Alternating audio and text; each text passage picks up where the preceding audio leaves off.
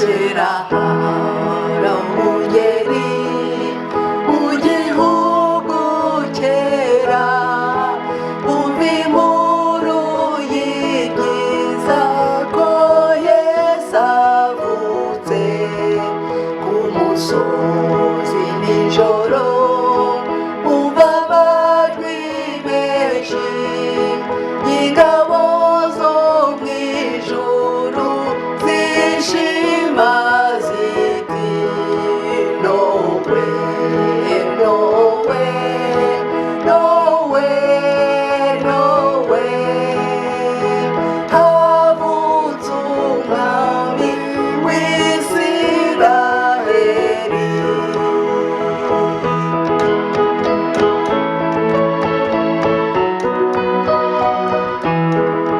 Mu gihugu cya kure hari abanyabwenge bahishuriwe ikintu cyabatangaje, babonye ikimenyetso cy'inyenyeri nini kibarangira aho Yesu yavukiye. Nowe nowe nowe nowe, havutse umwami w'Isiraheli.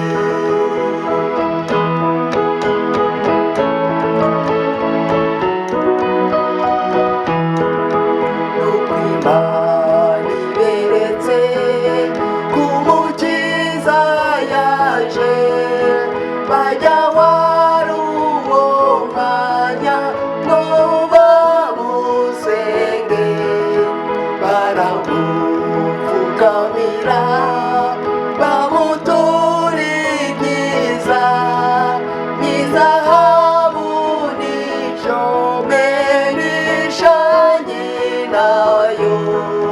Nowe nowe nowe nowe, havutse umwami w'Isiraheli.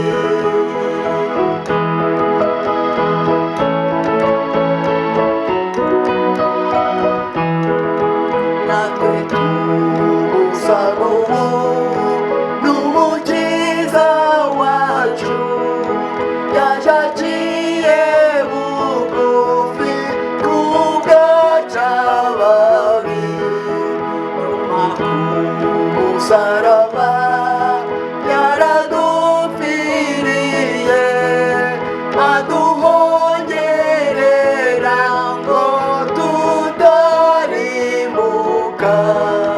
Nowe nowe nowe nowe, havutse umwami w'Isiraheli.